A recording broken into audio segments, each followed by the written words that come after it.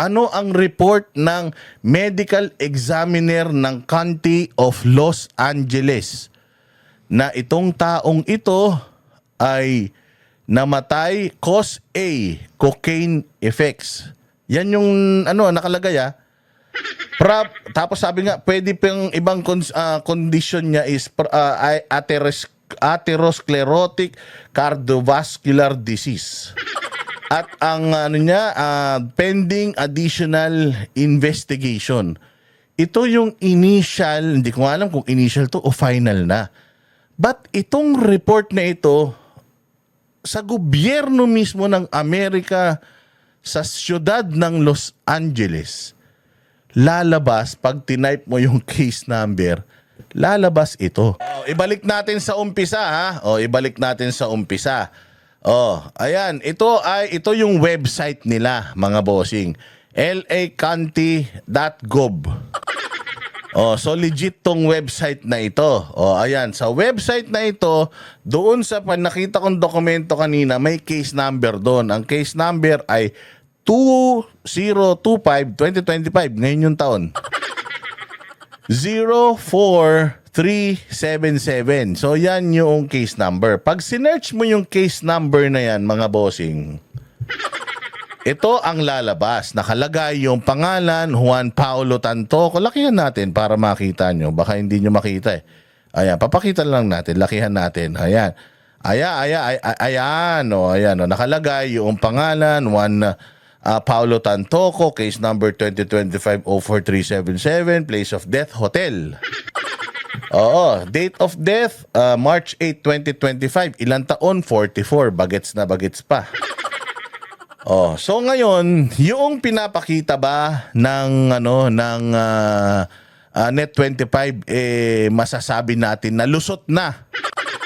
Lusot na si First Lady Lisa.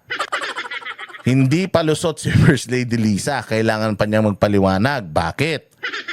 Kasi nga ang pinuprove lang noong dokumento na yon mali yung pinakita ni Rigoberto Tiglao. Fake news si Rigoberto Tiglao. Although, sa post ni Rigoberto Tiglao, wala naman siyang inilagay doon na itong papel na itong katotohanan. Mga kriminal talaga kayo, wala naman siyang ganun. Sinabi lang niya, somebody vibered me this, pinost lang niya. So sabi ni Claire Castro, peke yan, hindi yan totoo. Hindi ba kayo nagtataka? Bakit si Claire Castro hindi siya nagpakita ng papel nung sa Beverly Hills Police District na yon? Kahit na nakita niya doon sa papel na yon na nilabas nung Net25, alam ko na nakita nila Claire Castro yun. Kaya nga sinabi nila na yung pink na ganyan, redacted, dinagdag lang yan. Itong mga kataga na ito, dinagdag lang yan. Kasi meron sila Claire na papel na yan. Bakit hindi nila ipiniresinta dyan sa press conference kahapon? Bakit?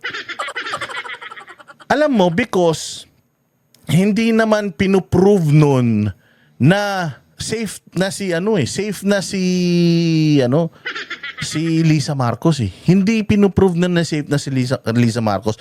Pinuprove lang nun na fake news si Rigoberto Tiglao.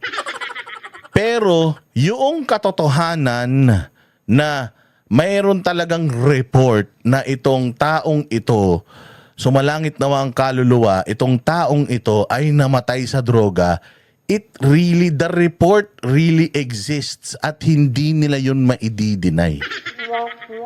Hindi nila yung maidi-deny because ito nga, sa website na ito, gumagana yung website na yan. Ayan, ito yung case number, tinype ko, sinearch ko, lumabas. Ayan.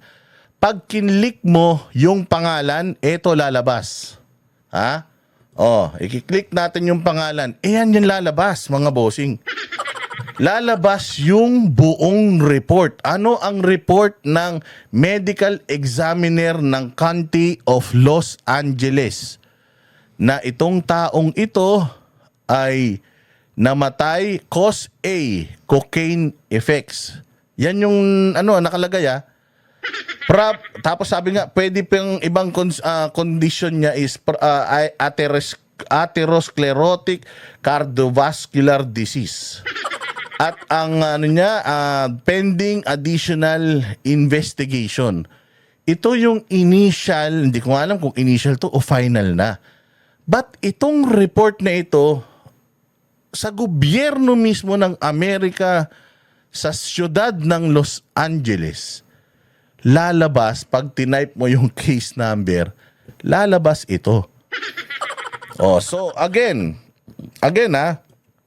ipapakita ko sa inyo to. Again, itong papel na ito, dinidebunk ba ng papel na ito ng Beverly Hills? Eto. Kanino kayo maniniwala? Doon sa forensic expert na nag-examine nung katawan at nagsabi na dead siya dahil sa singhot. Doon sa mga pulis na rumisponde doon sa rumisponde at gumawa ng police report. Kasi ito, police report. Ayan, police report yan. Nakalagay dyan, crime incident, death investigation. Ano ba yung ginawa nila? Hindi naman drug investigation yun.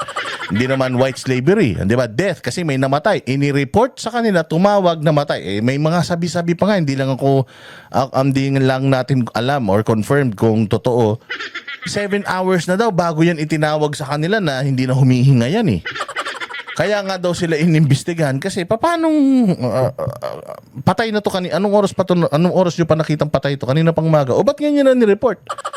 May mga ganun issue. Kaya lang walang makakapagpatunay nun at hindi rin naman naka-documented yun. So dito lang tayo sa dokumento mag-focus. Sabi sa dokumento, death investigation, nandiyan yung address, nandiyan yung hotel, nandiyan yung nireport anong oras, alas 11, dumating sila doon, tapos pronounced dead actually wala na nga dito yung pronounced na kung anong oras namatay. Nakalagay lang dito kung ano yung araw, anong oras nireport sa kanila. Tapos, ayun na nga, ito yung pangalan at saka yung edad. Ano yan? Death investigation. So, dead na to. Yun lang ang meron sila. Sila ba ang nag-autopsy? Hindi. So hindi sila pwedeng maglagay kung ano yung kinamatay ng tao kasi nga ito po yung tamang ahensya na magsasabi kung itong tao na to ano ba yung kanyang ikinamatay. Now, i-deny po nyo pa ba na yun ang kinamatay nito? Again, hindi natin inuungkat, inuurirat ang buhay nitong mamang ito si Tantoco. Wala naman tayong paki sa kanya. Sabi ko nga sa inyo, private person yan. Hindi naman taga-gobyerno yan. Hindi naman natin pinapasahod yan. Hindi naman yan gobernador, congressman, senador, mayor. Hindi naman siya ganun. Hindi naman siya VP, hindi naman siya presidente. So, wala tayong paki sa kanya. Kahit hit-hitin niya lahat ng gusto niyang hit-hitin sa buong mundo.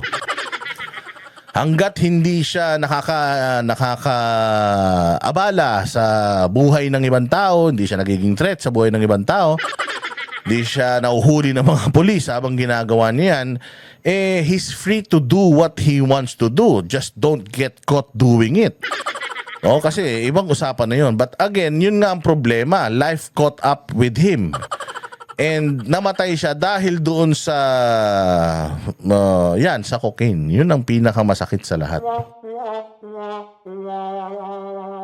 Kasi ang daming mga dilawang tanga at saka mga loyalista nung nilabas yun ng Net25, nagbubunyi sila. Yay! Putang ina niyan. Ang galing. Fake news talaga kayo. Gago. Anong fake news? Ayan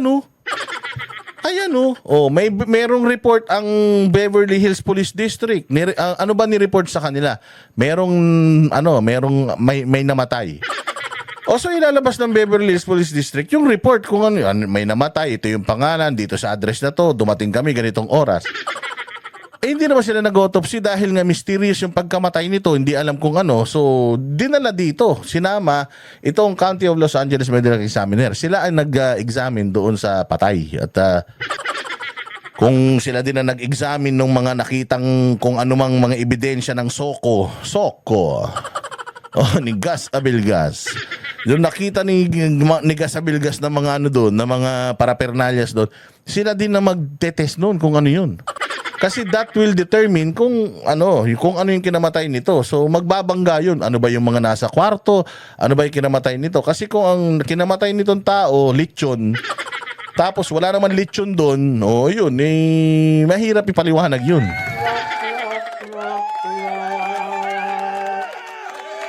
Napagod ako magpaliwanag. Ayan, Aksidente naman talaga yung overdose na ganyan eh. Hindi sinasadya yan.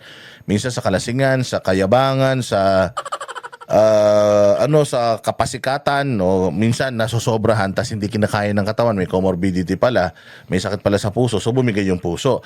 Ang investigador, ayan, nakalagay ba si Laura Araujo. Tapos ang medical examiner si Dr.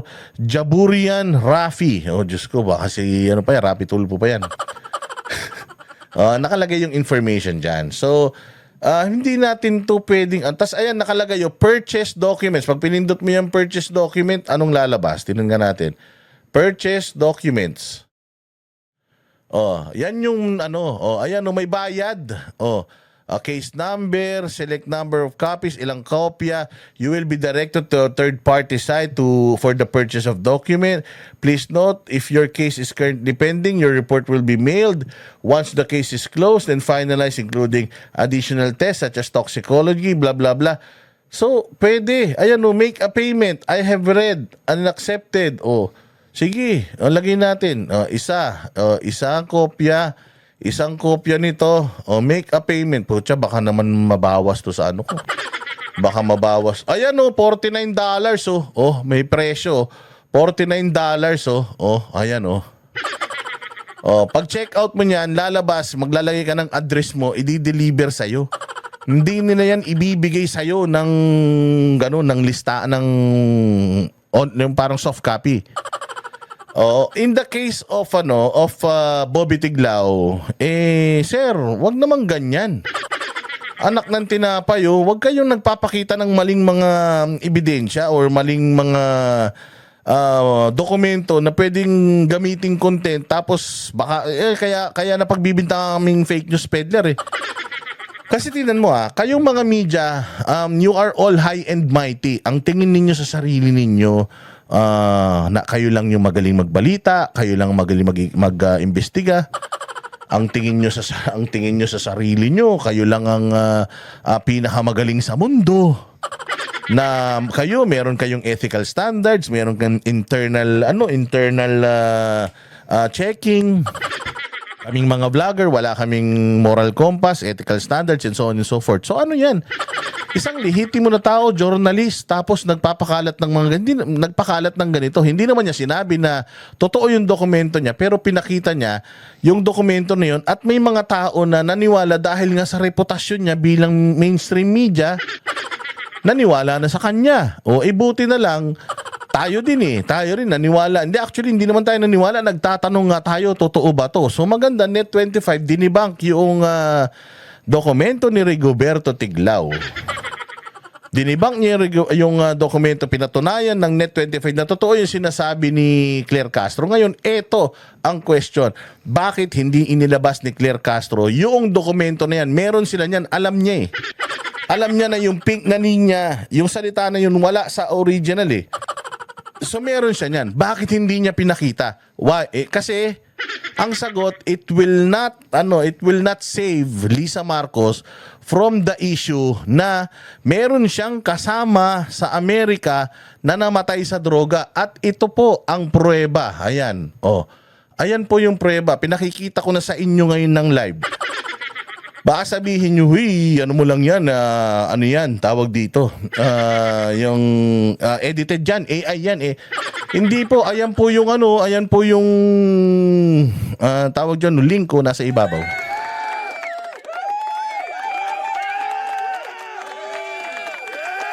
Ayan, so sana maliwanag na po sa ating lahat mga bossing etong issue na to. Again yung pinakita ng Net25 is proving Bobby Tiglao is fake news. Oo, Bobby Tiglao is fake news dahil dun sa inilabas niya na yun. Kupal. Oo, bad yun. Sobrang bad nun. Oo, hindi porket galit yung mga tao sa administrasyon, tas ikaw galit din, gagamitin mo yung tao, yung gullibility. Uy, gullibility.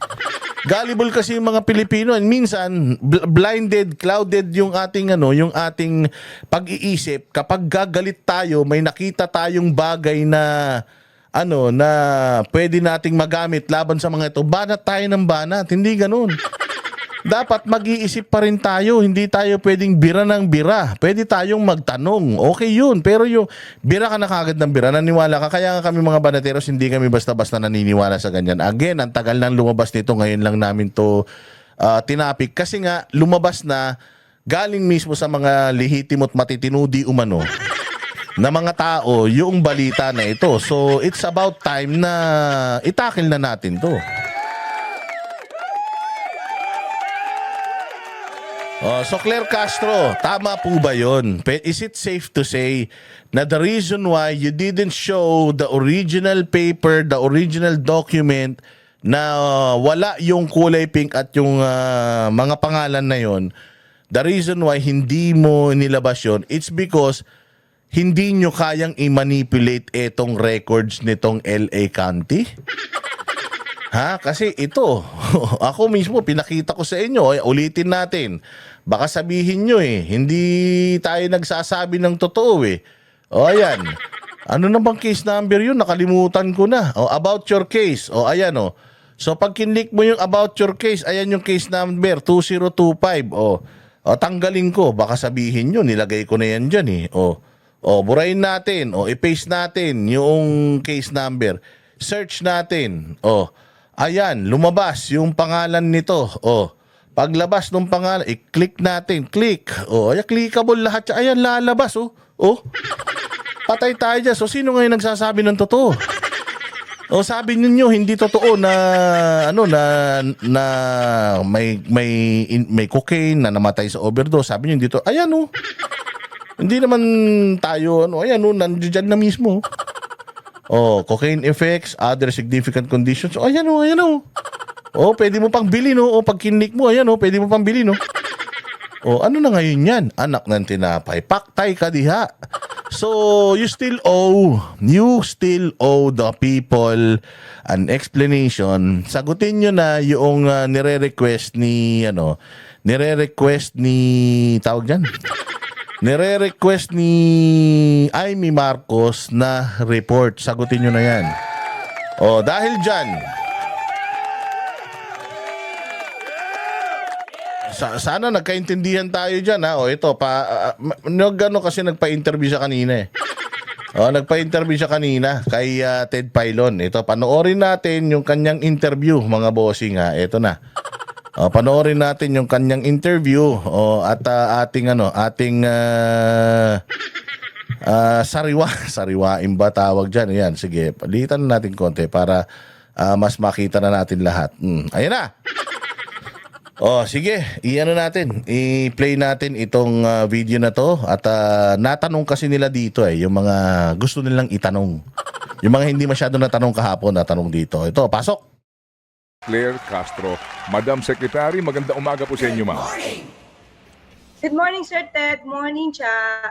Good morning, Attorney B. Oy, bakit ganyan yung mata mo? Bakit parang kang umiyak? Parang hindi ka nakatulog. Ang hirap matulog, Claire Castro, pag sinungaling ka, no? No, Claire? Ano yan? Umiiyak ka ba? Naiyak ka ba dahil sa kasinungalingan mo? O mali yung paliwanag mo kapon? Kaya sinibak ka. Kasi di ba nagpasa to ng courtesy resignation. Huwag mo kaming iwanan, Claire. Pag nawala ka na dyan, mababawasan ng tanga sa Malacanang.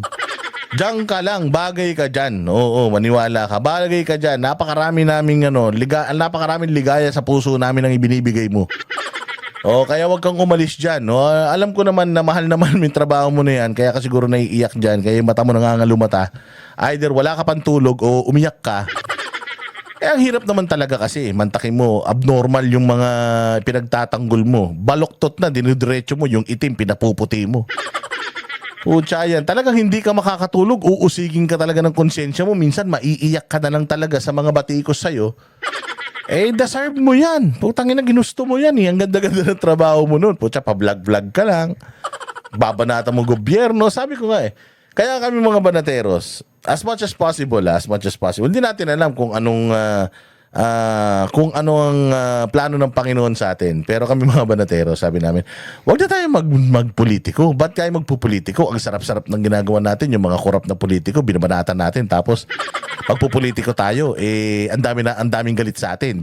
Wala na tayong ginawang mabuti sa mga putang ina niyan. Hindi ba? Ang sarap na tayo yung bumabanat, tapos pupunta ka sa politika na ikaw ang babanatan. Ayan, ang sarap ng buhay mo nun, Claire. Pabulag-vlog ka, binabanatan mo si Bongbong, tapos ngayon pinagtatanggol mo na siya.